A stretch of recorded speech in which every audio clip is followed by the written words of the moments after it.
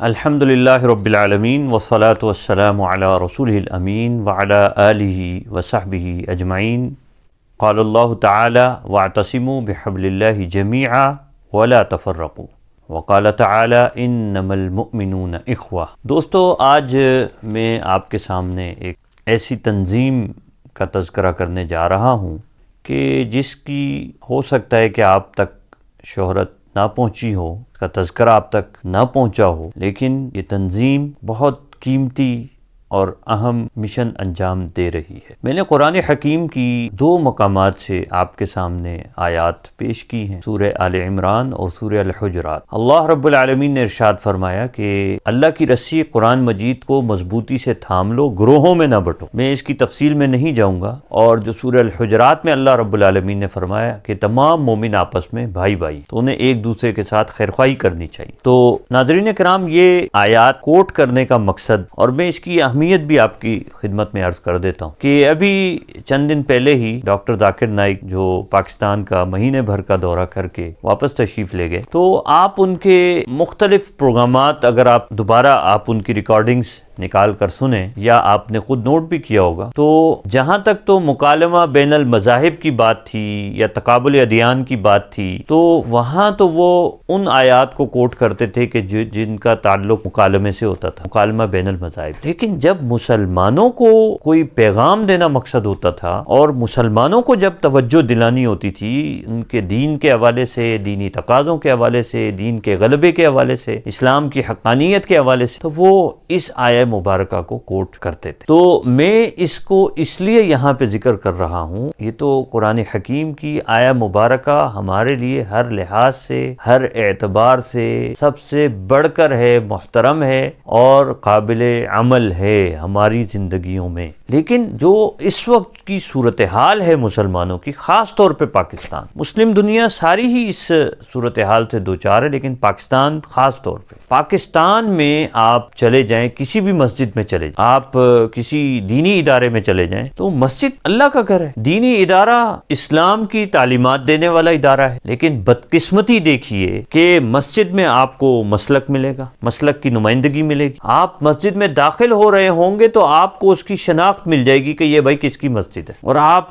ایک لمحے کے لیے اگر وہ آپ کے مسلک سے ہم آہنگ نہیں ہیں تو آپ بھی شاید رک جائیں گے یا ٹھٹک جائیں گے کہ پتہ نہیں مجھے اب اس میں اندر داخل ہونا چاہیے یا نہیں ہونا چاہیے۔ اور دینی ادارے تو سارے کے سارے اسی انداز سے ہیں۔ آپ بتائیں کون سے ادارے ہیں ایسے جہاں پہ تمام مکاتب فکر کے لوگ بآسانی جا سکتے ہوں اور جنہیں کوئی دشواری نہ ہو، کوئی مشکل نہ ہو اور فراخ دلی پائی جاتی ہو۔ اللہ رب العالمین فرما رہے ہیں کہ اللہ کی رسی قرآن مجید کو مضبوطی سے تھامو، گروہوں میں نہ بٹو۔ اللہ رب العالمین فرما رہے ہیں کہ اہل ایمان سارے آپس میں مومن ہیں، ان کو ایک دوسرے کے ساتھ خیرخواہی کرنی چاہیے۔ اور عالمی شہرت یافتہ مبلغ جس کے ہاتھ پہ لاکھوں انسان اسلام قبول کر چکے ہیں، وہ اس کی اہمیت کو سمجھتا ہے اور بیان کرتا ہے کہ لوگوں، اے مسلمانوں، کچھ ہوش کرو، آپس میں وحدت پیدا کرو، اتحاد پیدا کرو۔ تو میں آپ کی توجہ جس تنظیم کی طرف مبذول کرانا چاہتا ہوں وہ ہے جمعیت طلبہ عربیہ پاکستان۔ یہ دینی مدارس کے طلبہ کی تنظیم ہے اور ہزاروں کی تعداد میں اس کے ساتھ وابستہ طلبہ اس کے پیغام کو، جو کہ اتحاد کا پیغام ہے، امت کے اتحاد کا پیغام ہے اور تمام مسالک کے درمیان رواداری پیدا کرنے کا پیغام ہے، انہی آیات مبارکہ کو انہوں نے اپنے لیے، جمعیت طلبہ عربیہ نے اپنے لیے مشعل راہ بنایا۔ اور آج کے دور میں سب سے زیادہ ضرورت ہی اسی امر کی ہے کہ مسلمانوں میں وحدت ہو، اور جمعیت طلبہ عربیہ 1975 سے اس مشن کو لے کر آگے چل رہی ہے۔ الحمدللہ میں بڑے فخر کے ساتھ یہ بات کہتا ہوں کہ میں خود اس تنظیم کا کارکن رہا ہوں۔ زمانہ طالب علمی میں، دینی مدارس میں ہم نے جب علم حاصل کیا تو اس تنظیم نے ہمیں نکھارا، نے ہمیں بہت کچھ سکھایا، اور سب سے بڑھ کر یہ کہ ہمیں وحدت امت کا درس دیا۔ پھر اس تنظیم سے فارغ التحصیل افراد جب دینی مدارس قائم کرتے ہیں یا مساجد میں جاتے ہیں تو آپ کو اس پر خوش ہونا چاہیے کہ الحمدللہ پاکستان میں جو نظریہ اسلام کی بنیاد پر جو قائم ہوا اور اس کی منزل جو ہے وہ پوری دنیا کے اندر اسلام کا غلبہ ہے۔ اسلام کے لیے پوری دنیا کے انسانوں کے لیے اسلام کی تجربہ گاہ کے طور پر یہ ملک قائم کیا گیا تھا۔ یہاں یہ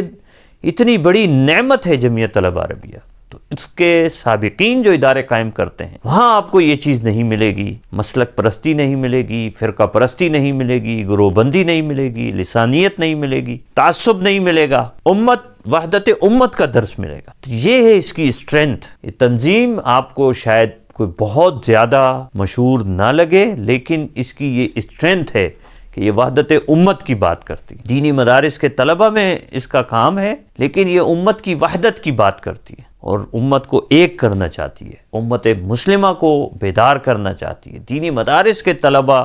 علماء کے اندر اتحاد اور اتفاق پیدا کرنا چاہتی ہے۔ یہ ہے اس کا مشن۔ اور آج کل